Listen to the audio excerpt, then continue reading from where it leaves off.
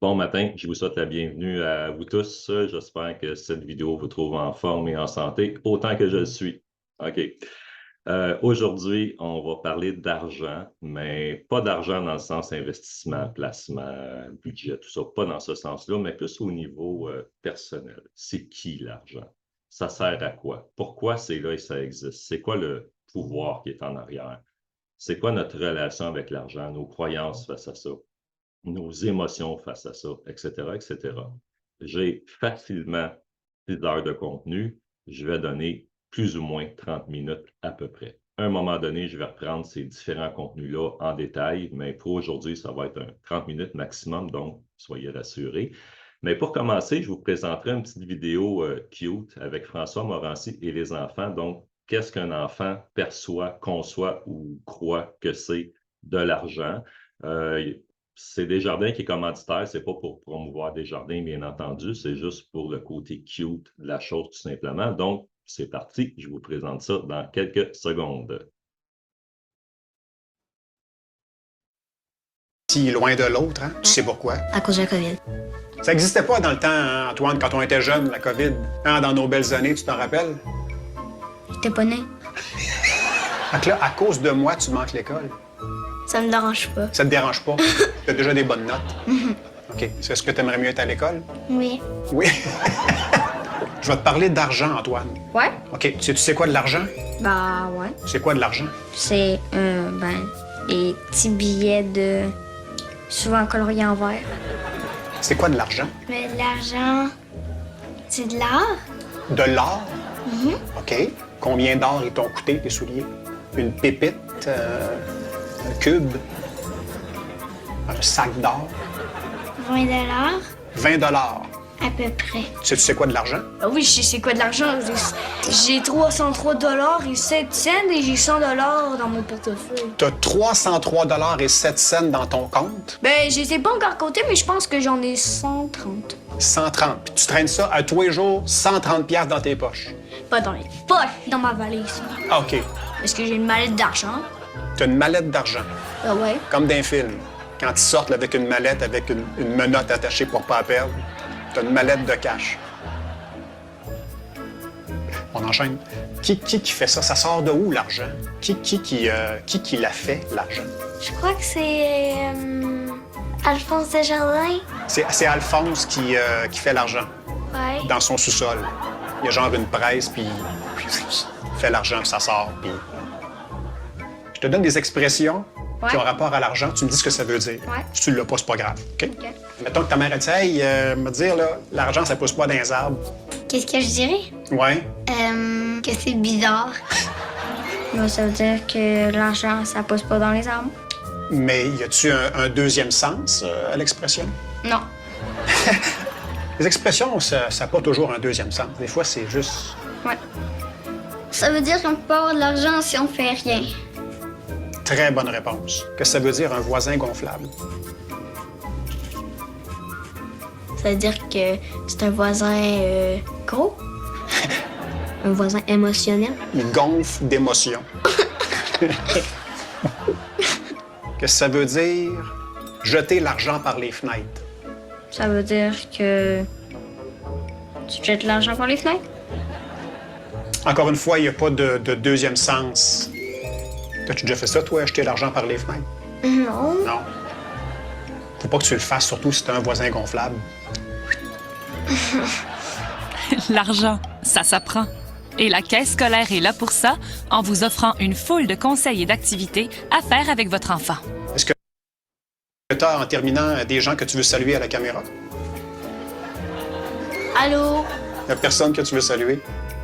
Pas nécessairement. Ben c'est ça. Et qui se saluent eux-mêmes. Hein? T'as pas juste ça à faire.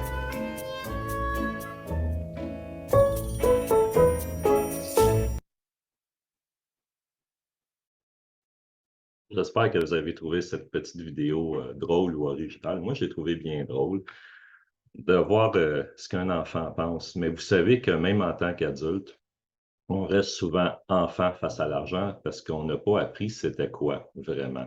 On a vu nos parents aller, on voit dans la société comment ça va. Et on a appris qu'il fallait travailler pour gagner notre vie. Souvent, malheureusement, on a appris qu'on ne méritait pas nécessairement d'avoir beaucoup d'argent. On a appris toutes sortes de choses, toutes sortes de croyances qu'on a développées avec le temps, avec les années, qui se sont cristallisées dans nos pensées, dans nos émotions.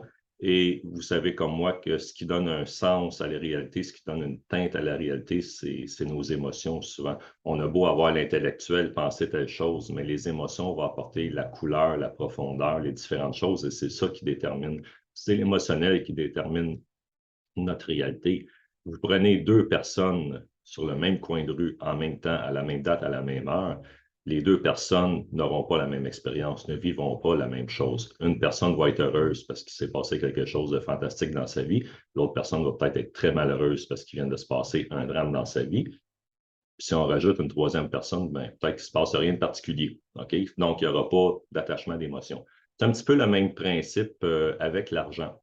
Je vous présente 2-3 sites web, des images que je vais mettre ensuite dans le fil, là, dans les commentaires, puis tout ça. Donc, vous pourrez y avoir accès à la suite quand je vais avoir terminé tantôt. Donc, je vous repartage mon écran pour vous les montrer.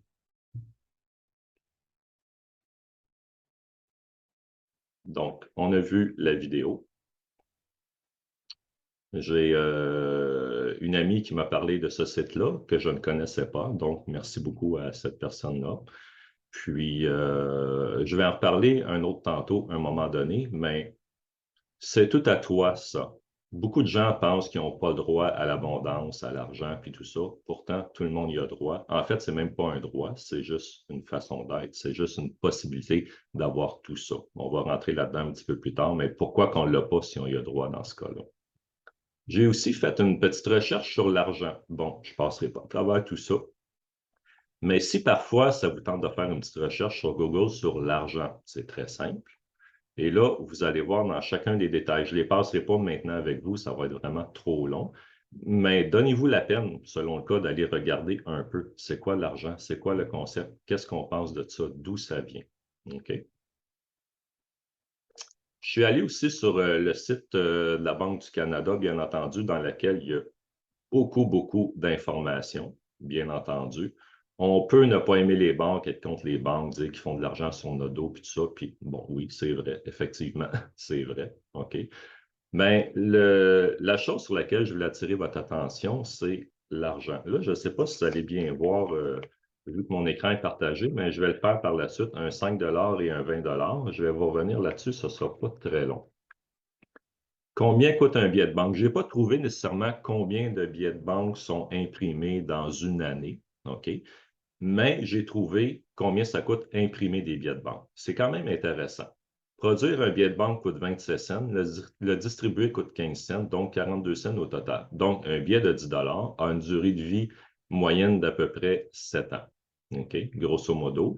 Donc, un billet de banque va coûter au gouvernement environ 6 cents par année.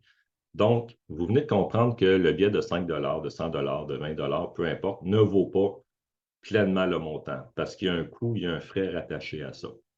Donc, juste retenez ça. On va y revenir un petit peu plus tard.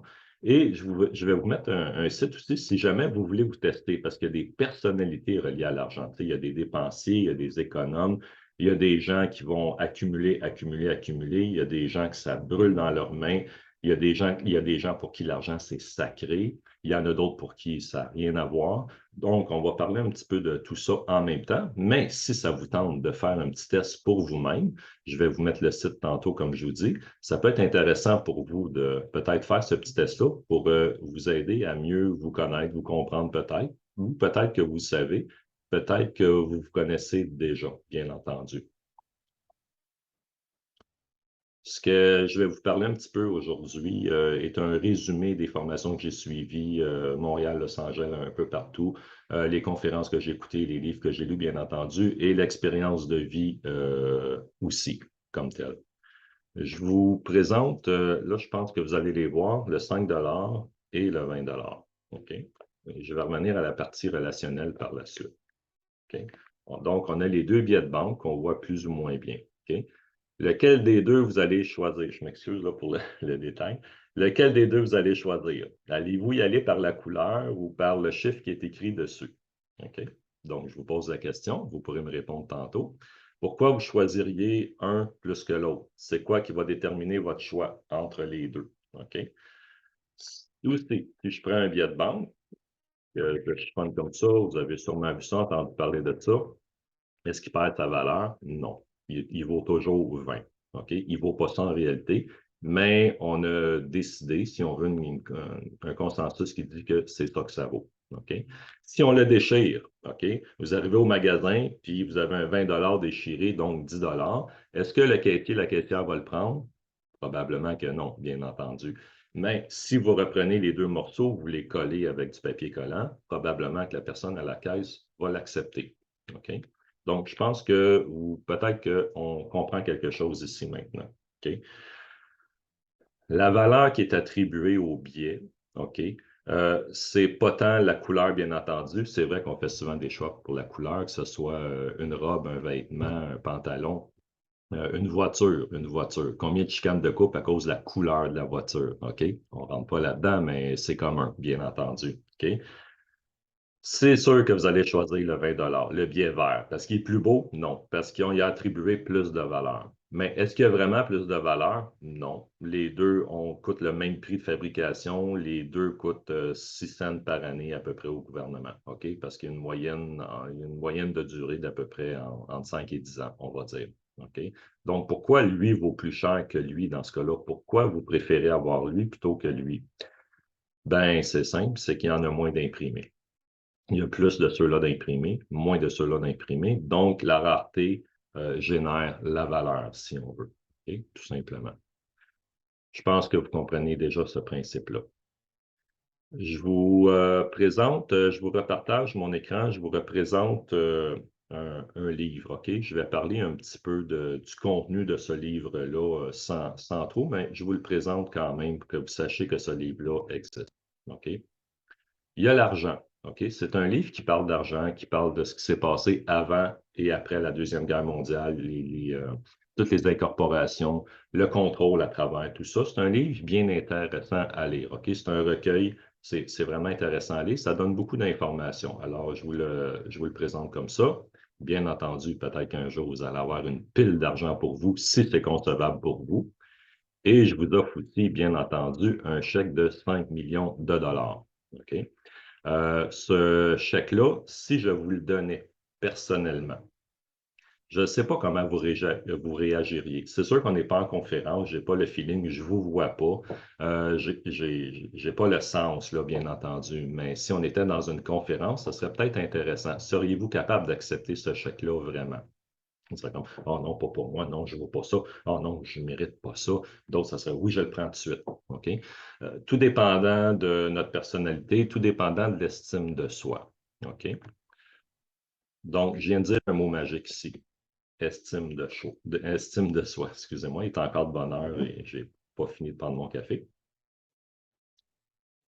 Et j'ai une longue journée qui m'attend. Estime de soi.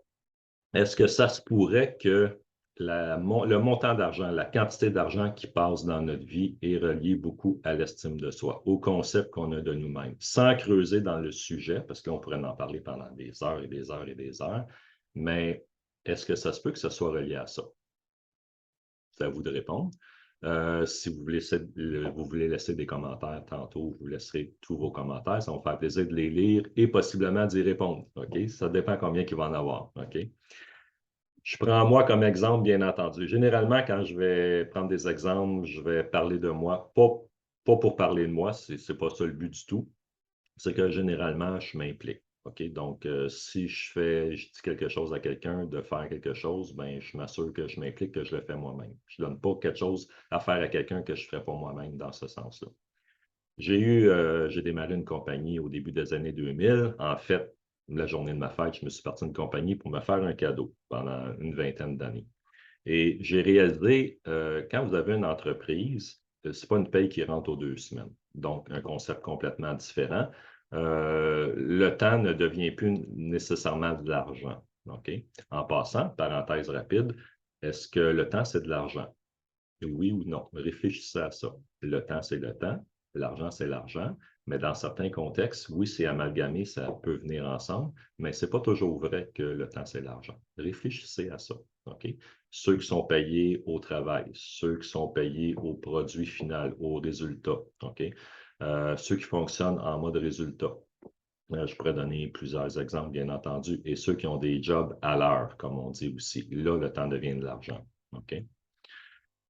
Dans ma compagnie, à un moment donné, ben, il faut facturer parce que là, je n'ai pas une paye qui rentre aux 2 semaines. OK? Donc, il faut facturer. Et là, j'ai réalisé que j'avais un problème d'estime de moi. OK? Bien entendu, l'éducation, tout ça.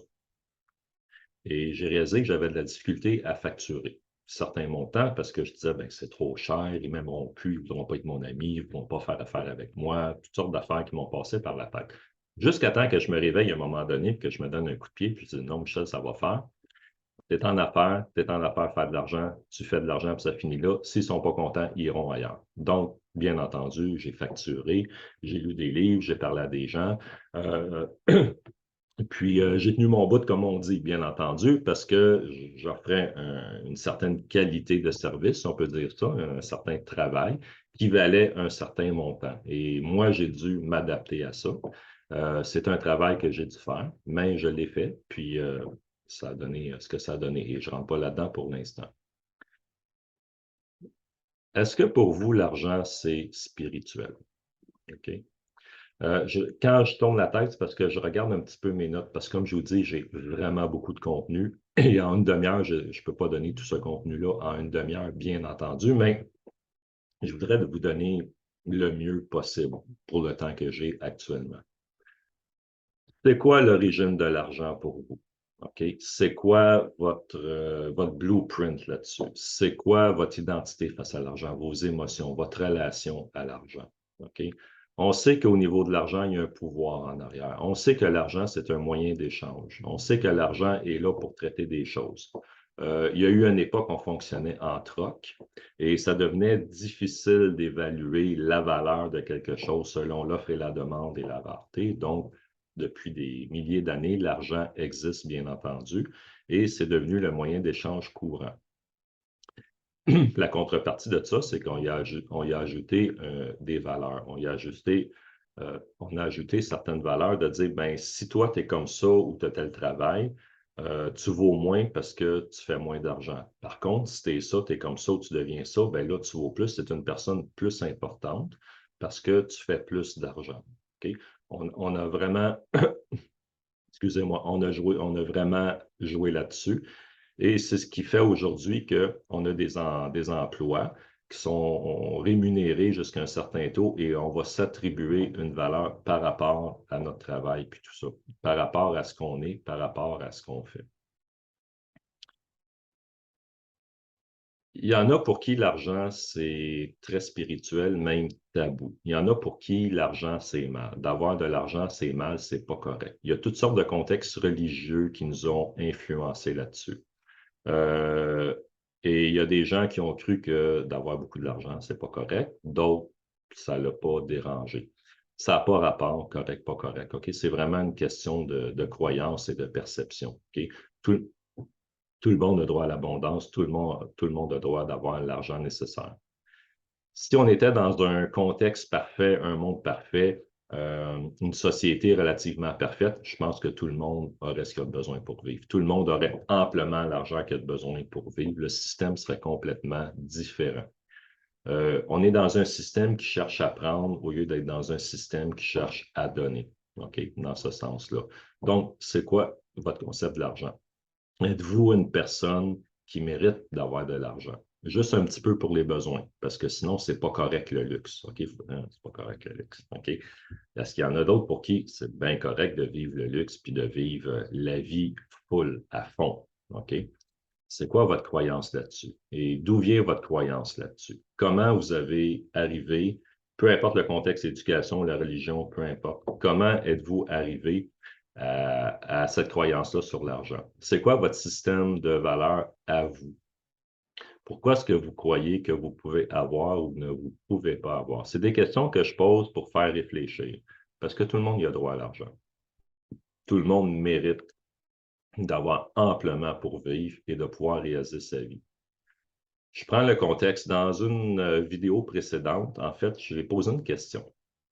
En fait, j'ai posé plusieurs questions.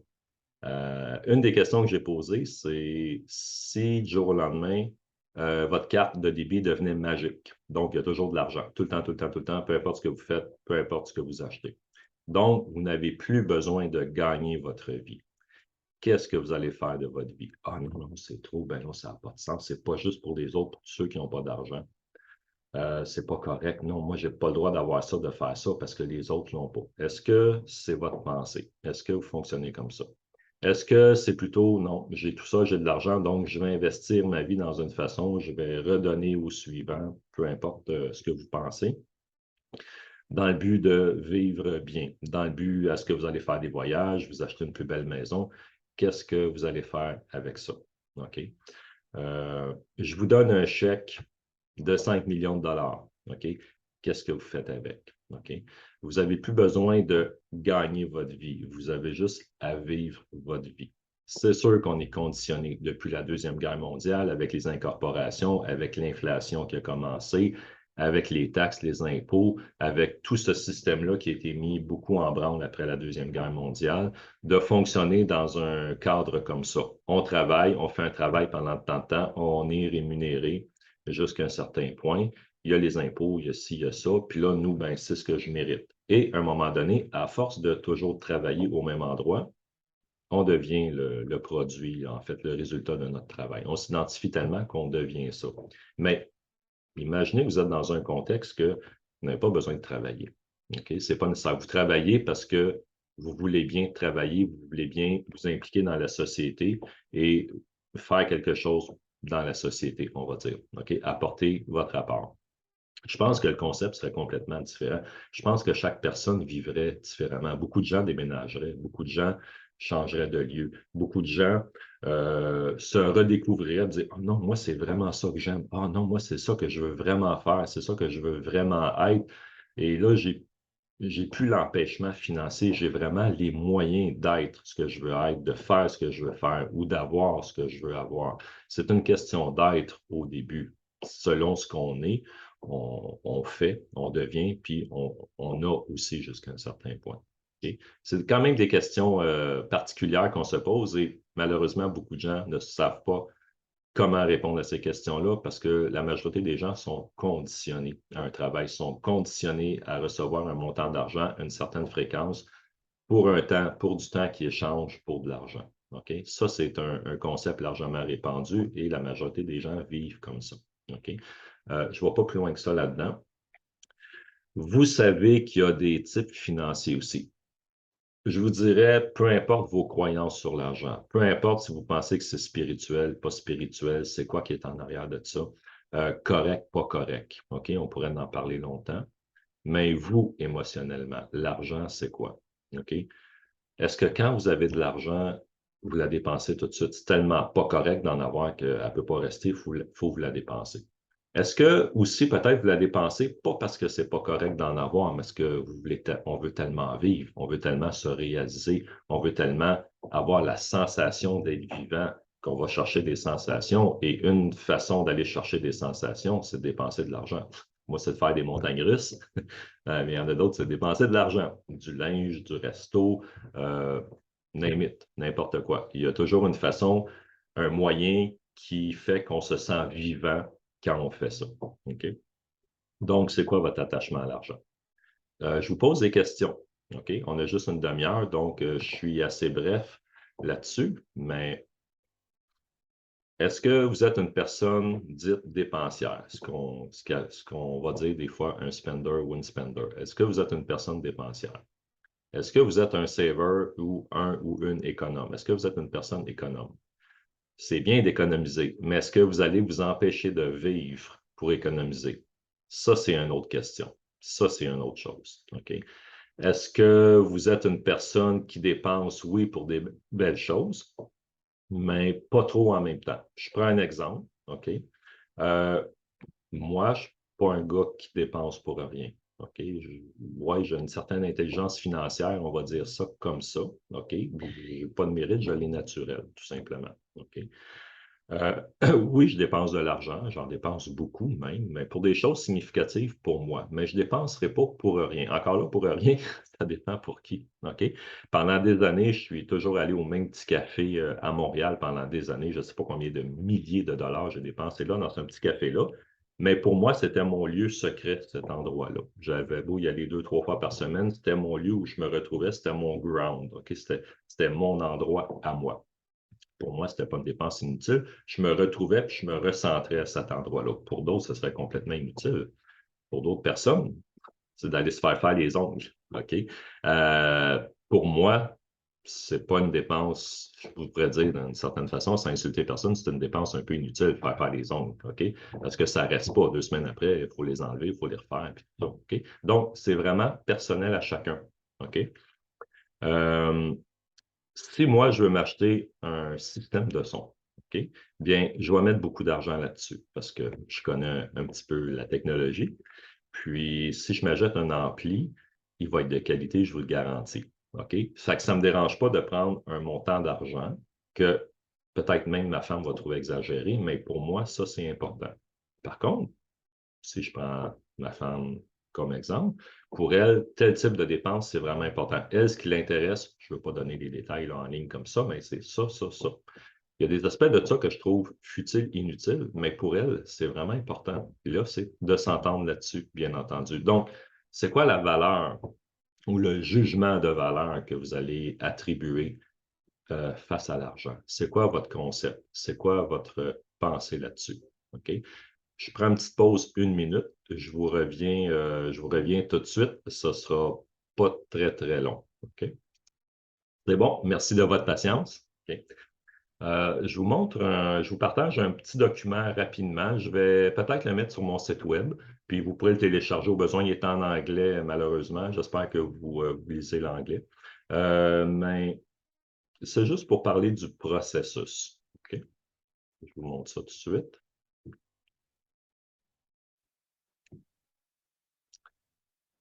L'argent, ce sont des pensées. OK? Ce sont des pensées qui deviennent des émotions. OK? Vos pensées viennent de où? OK? Donc, vos pensées se sont créées avec le temps, par votre famille, vos habitudes de vie, les amis, l'école, le travail, la religion, si vous êtes d'une religion quelconque, peu importe vos croyances sur la vie, vos croyances sur Dieu, vos croyances sur vous-même. OK? Donc, chaque personne développe des pensées. Ces pensées-là amènent des émotions. Okay? Donc, chaque pensée devient une émotion. Ces émotions-là donnent vie à la vie, donnent un sens à la vie, donnent une couleur, donnent un sens à la vie. Ces émotions-là, à un moment donné, se cristallisent. Ils deviennent la vérité. Okay? Avec le temps, les mêmes pensées qui se cristallisent en émotions, ça devient cristallisé, ça devient la vérité pour nous, tout simplement. Que ce soit vrai, pas vrai, ça n'a pas rapport avec la vérité, mais pour nous, ça devient vrai. Ça devient une vraie vérité, on pourrait dire ça comme ça. Chaque émotion, à un moment donné, nous amène à faire de l'action. On s'en va dans une conférence, une organisation quelconque, et là, vous savez, même Centraide ou Vision Globale. On sait, Vision Globale, les enfants dans certains pays, pauvres, ils ne mangent pas à leur faim, il y a ci, il y a ça. On est pris dans l'émotion, puis OK, puis là, je vais envoyer de l'argent. Puis là, vous envoyez de l'argent parce que l'émotion vous prend. Ça pourrait être aussi, ouais, mais là, c'est parce que j'envoie de l'argent, l'administration prend tant de pourcents. Puis finalement, l'argent ne va jamais aux enfants. Ça pourrait être ça. Ça pourrait être bien froid comme ça. Où est-ce que vous vous situez entre les deux en disant, ça ne donne rien d'envoyer de l'argent parce que ça ne se rendra pas, ou de dire, non, moi, je veux participer, je veux envoyer de l'argent. Au-delà de ça, OK, je prends cet exemple-là parce que c'est un exemple connu, il n'y a rien de péjoratif dans ce que je mentionne en passant. OK? Mais ces émotions-là vont amener à l'argent. Si on y croit vraiment, en fait, on va passer à dire, je passe à l'action. OK? Donc, je vais faire un résultat. Peut-être que dans ce même exemple-là, vous allez dire, peut-être que oui, je vais envoyer de l'argent, je vais parrainer un enfant, OK, parce que je suis touché. Ça devient une réalité. Mais je vais me rendre en plus sur place. Je vais en plus me rendre sur place, puis je vais faire quelque chose de concret. OK? Mais ça part d'une pensée, ça part d'une croyance. une croyance qui s'est cristallisée avec le temps. À force de se cristalliser, ça devient une réalité, ça devient une vérité qui nous pousse à l'action. OK?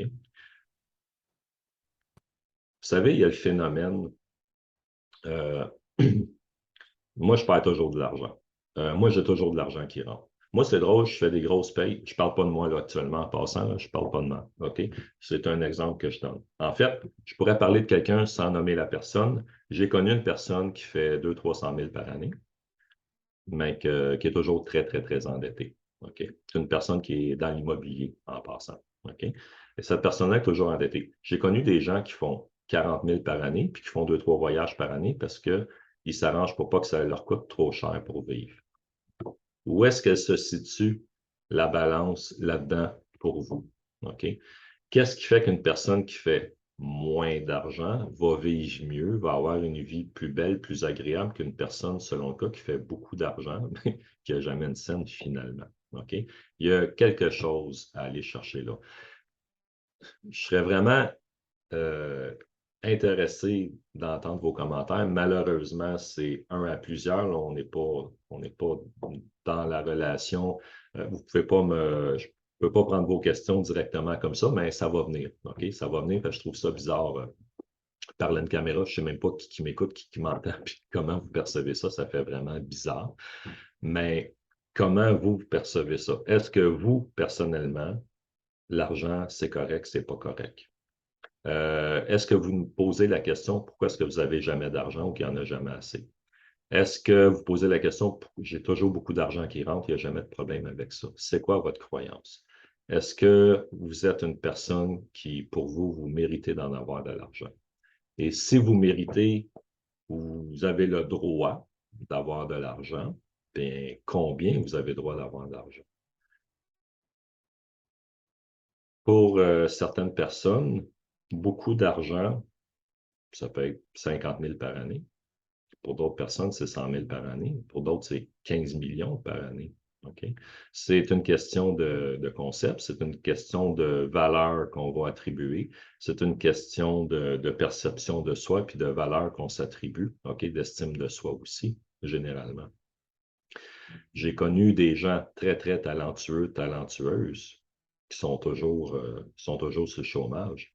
Ils n'ont jamais assez d'argent qui rentre. Il y a toujours quelque chose qui arrive. Tu sais, l'affaire qu'il y a toujours quelque chose qui arrive. Là. Vous achetez une laveuse, une sécheuse, puis ça fait exprès, elle ne marche pas. Vous achetez un auto, il y a toujours un problème avec l'auto. Okay? Il y a comme une espèce de toc.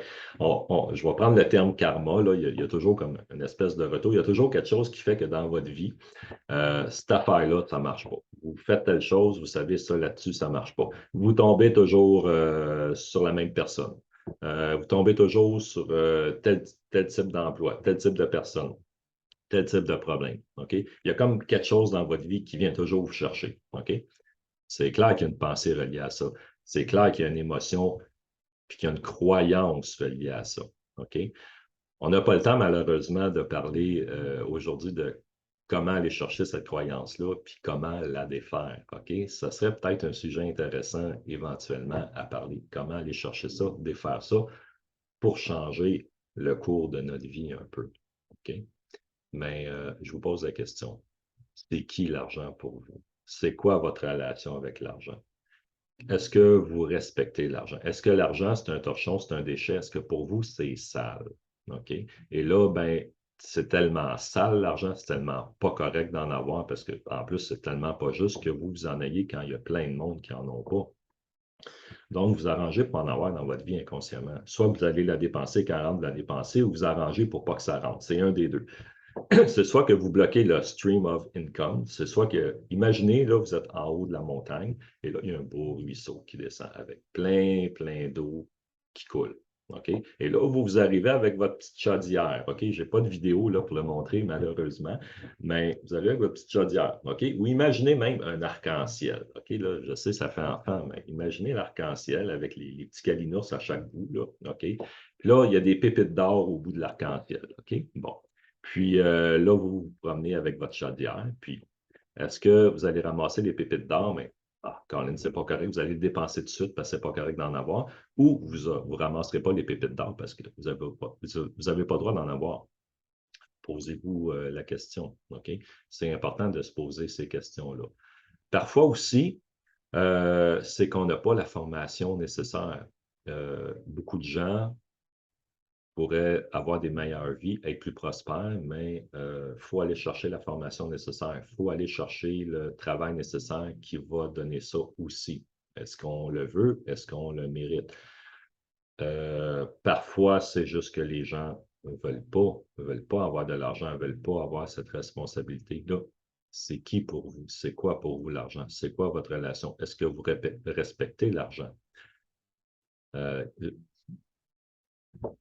Mais je dis souvent à mes étudiants, gars, mâles, OK, ils partent à rire. J'ai des filles dans le groupe, là, bien entendu, puis ils partent à rire. Il ne faut pas prendre ça au sérieux, mais je dis aux gars, je dis, quand l'argent, là, vous traitez ça comme les filles. OK? Fait que si vous traitez bien puis vous respectez les filles, elle va vous respecter, puis elle va vous aimer, peut-être même. OK? Puis ça va bien aller. OK? Il y a une relation qui va s'établir si on veut, puis qui va se maintenir aussi. OK? Je dis ça en joke parce que, bon, j'enseigne beaucoup à des jeunes, puis je prends des exemples de quand j'étais jeune. Bon, mais l'argent, c'est un petit peu le même principe. OK? Est-ce qu'on a un respect pour l'argent? Est-ce que quand l'argent rentre, on la place? Est-ce qu'on dit, ben, tel montant va là, tel autre montant va là? Cet argent-là est dédié à ça. Ce montant-là est dédié à ça. Est-ce qu'on respecte? Est-ce qu'on respecte ça? Est-ce qu'on croit que l'argent vient à nous simplement? OK? Il y a la vie, puis il y a nous. OK? Tellement de choses à dire là-dessus. OK? Je me perds quasiment à la limite tellement qu'il y a de choses à dire là-dessus. Mais imaginez un jeu de cartes. OK? Quand on joue aux cartes pour gagner. Mais imaginez qu'on joue aux cartes, OK, pour que l'autre gagne. OK? Ça change complètement le concept. Là. Vous jouez aux cartes, mais tout ce que vous faites dans votre jeu de cartes, toute la, le mot m'échappe, là, mais toute la stratégie que vous utilisez pour jouer aux cartes, c'est dans le but de faire gagner l'autre. Ça ne marchait pas. Il n'y a personne qui joue aux cartes comme ça. Maintenant, imaginez que vous jouez aux cartes à l'argent. Bon, je sais que c'est peut-être illégal, mais on va dire que vous faites ça chez vous, vous ne dites pas à personne. Okay? Donc, vous jouez à l'argent avec des 1 $. OK? Et là, le but, normalement, c'est de ramasser le plus d'argent possible, c'est de gagner le jackpot.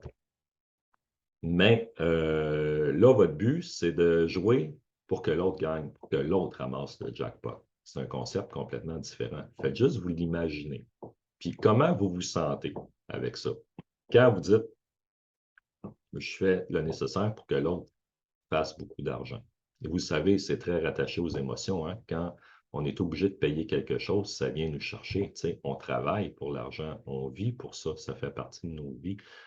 C'est comme une partie de soi qu'on donne. Et des fois, ben, cette partie de soi-là qu'on donne, on veut la donner pour une bonne raison. On ne veut pas être obligé de la donner pour toutes sortes de choses. Maintenant, je reviens à mon jeu de cartes. OK? Vous avez les cartes dans vos mains. Ça, c'est ce qu'on maîtrise généralement. C'est notre vie, c'est notre responsabilité. Toujours dans le contexte de l'argent. On pourrait l'associer à différents contextes, mais toujours dans le contexte de l'argent. Vous avez des cartes dans votre jeu, dans vos mains. Mais il y a le jeu de cartes aussi, que vous ne contrôlez pas, qui est la vie. OK? Donc, le jeu de cartes, c'est la vie. Les cartes que vous avez dans vos mains, c'est votre rôle, c'est votre responsabilité, c'est vous. C'est vos atouts personnels, si on veut. OK? C'est vos qualifications, c'est vos compétences, c'est peu importe tout ce que vous êtes. OK? Et parfois, ce qui arrive, c'est que vous auriez beau avoir une bonne main, des bonnes cartes. Si le jeu n'est pas bon, ça peut se revirer contre vous. Vous pourriez avoir des moins bonnes cartes dans vos mains, mais ça se peut que le jeu se place en conséquence pour vous. Le message là-dedans, il y a plusieurs messages qu'on pourrait comprendre là-dedans. Mais ce que je vous dis par rapport à l'argent, laissez-vous aller. Travaillons sur nous-mêmes. Moi, j'ai dû travailler sur moi-même pour l'argent. Okay? Peut-être qu'à un moment donné, dans d'autres vidéos, je vous parlerai de choses plus personnelles, un développement plus personnel, plus précis. OK? Mais regardez pour vous votre concept. Pourquoi vous avez beaucoup d'argent? Pourquoi vous n'en avez pas? C'est quoi les pensées? C'est quoi votre conversation intérieure? Si on vous parle d'argent, c'est quoi la conversation qui vient dans votre tête? Ah, on sait bien lui, on sait bien elle, on sait bien. OK? Ah ouais, mais c'est pas correct, lui, il est pauvre. Fait que c'est un peu gêné, moi, d'avoir de l'argent si l'autre, il est pauvre. Ouais, mais c'est normal d'être pauvre? C'est normal d'être riche? On est dans un système capitaliste. Fait que dans un système capitaliste, oui, c'est normal, on n'est pas dans un système communiste. OK? Donc, on est en Amérique du Nord, on est dans un système capitaliste avec ses avantages et ses inconvénients, bien entendu. OK? Mais la pauvreté, est-ce qu'elle existe vraiment? Est-ce que la pauvreté existe? Vous êtes-vous déjà posé la question? Qu'est-ce qui cause la pauvreté? Ou qui est-ce qui cause la pauvreté? Moi, je ne crois pas que la pauvreté existe. OK? Oui, ça existe, je le vois bien que ça existe. OK? Mais je pense qu'il y a un système aussi qui fait qu'avec les gouvernements et autre chose, qui fait que dans certains cas, ça amène des gens à ne pas avoir suffisamment pour vivre. Ça amène des gens à ne pas pouvoir se placer dans la vie, dans la société, qui ne sont pas à la hauteur de ce que la vie ou la société demande. OK? Mais je crois que si on était dans un système qui veut que tout le monde soit bien, que tout le monde soit bien nanti, que tout le monde est suffisant, je pense qu'il n'y aurait pas de pauvreté jusqu'à un certain point. Puis je pense que l'argent circulerait librement pour tout le monde, puis que ça ne nous dérangerait pas que notre argent aille à d'autres parce que ce serait pour le bien commun. C'est quoi votre conversation dans votre tête à l'argent? Quand vous avez payé quelque chose que vous voulez, puis quelque chose que vous ne voulez pas, c'est quoi l'émotion qui vous vient? OK? Moi, j'ai dû mettre de l'argent sur mon véhicule. OK? Et je voulais mettre cet argent-là. OK? Mais quand votre auto a brise, OK? Si vous avez un auto, puis là, ça coûte cher un auto, vous savez, hein? C'est quoi qui se passe quand vous payez? OK? Analysez ça. Regardez ça tranquillement. Qu'est-ce qui se passe en vous? OK?